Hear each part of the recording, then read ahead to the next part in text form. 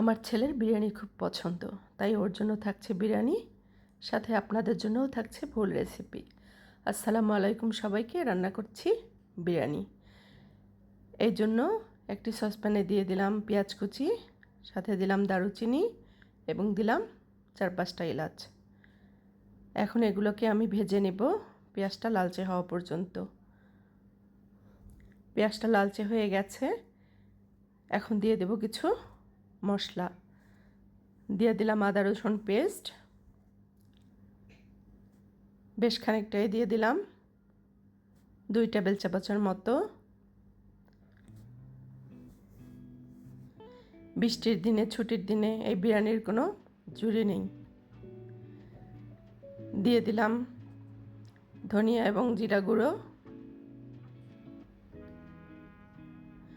দিয়ে দিলাম আমার হাতে করা বিরিয়ানি মশলা।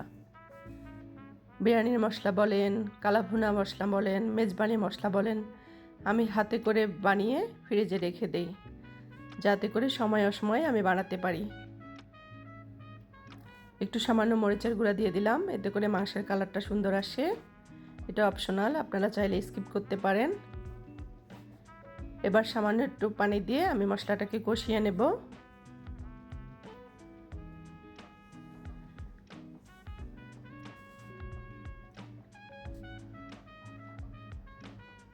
মশলাটা আমার কষানো হয়ে গেছে, এই পর্যায়ে দিয়ে দেব মাংসটা। আমি খুব কম পরিমাণে বিরিয়ানি রান্না করছি। 1/2 কেজির মতো চালের বিরিয়ানি রান্না করব, এই জন্য আমার এখানে 1 কেজির একটু কম মাংস আছে।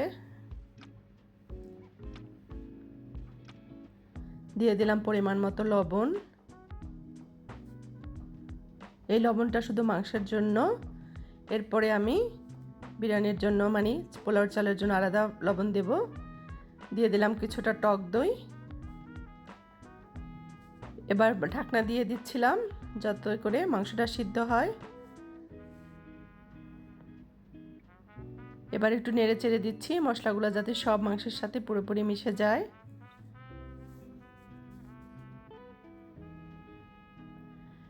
এ পর্যায়ে দিয়ে দিলাম আলু।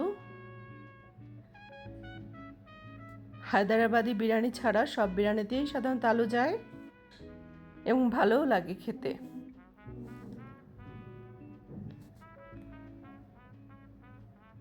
আমার মাংস আলু মোটামুটি সিদ্ধ হয়ে গেছে।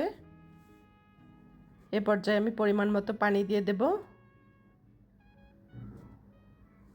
এই পানিটা যখন ফুটে উঠবে তখন আমি পোলাও চালটা এতে অ্যাড করে দেব।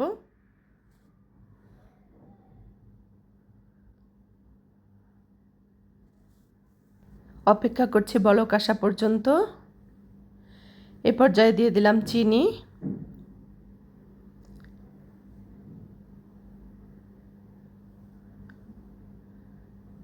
পানিতে বলক চলে আসছে, এখন আমি চালটা অ্যাড করে দেব। এখানে 2 পট চাল মানে 1/2 কেজি চাল ভালো করে ধুয়ে নেওয়া আছে, আমি চালটা দিয়ে দিলাম।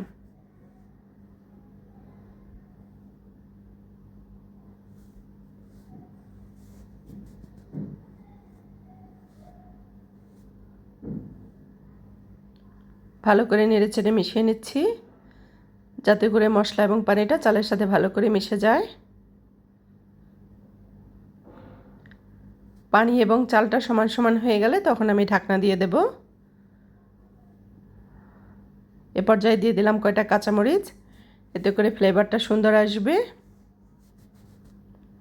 আমি রান্নাটা সাদা তেল দিয়ে বসিয়েছিলাম, এ পর্যায়ে আমি কিছুটা ঘি অ্যাড করে নিলাম, এতে করে ফ্লেভারটা সুন্দর আসবে, ঘিয়ের ফ্লেভারটা খুব ভালো পাওয়া যাবে। পানি আর চাল সমান হয়ে গেছে, এখন আমি ঢাকনা দিয়ে দিচ্ছি এবং চুলার ফ্লেমটা একটু কম করে দিচ্ছি। অন্য একটি কড়াইতে আমি একটু বেরেস্তা করে নিচ্ছি, এটা ছড়িয়ে দেব বিরিয়ানির উপরে। আমার মোটামুটি চালটা সেদ্ধ হয়ে এসেছে, এখন আমি পেঁয়াজ বেরেস্তাটা ছড়িয়ে দিচ্ছি। এরপর দমে রেখে দেব কিছুক্ষণ। ব্যাস তৈরি হয়ে গেল আমার মজাদার বিরিয়ানি। যদি আমার রেসিপিগুলো একটুও ভালো লাগে তাহলে আমার সাথে থাকবেন এবং আমার চ্যানেলটিকে সাবস্ক্রাইব করে দেবেন।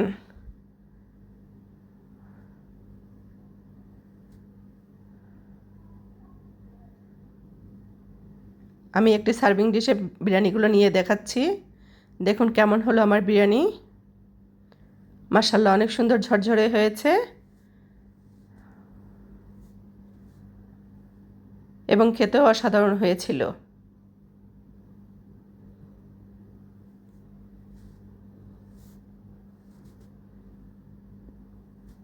দেখুন একদম ঝরঝরে, একটু একটার গায়ে একটা লেগে যাচ্ছে না।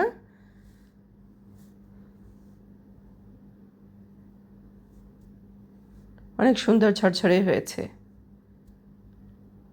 আমি একটা প্লেটে তুলে দেখাচ্ছি কেমন হলো আমার বিরিয়ানিটা।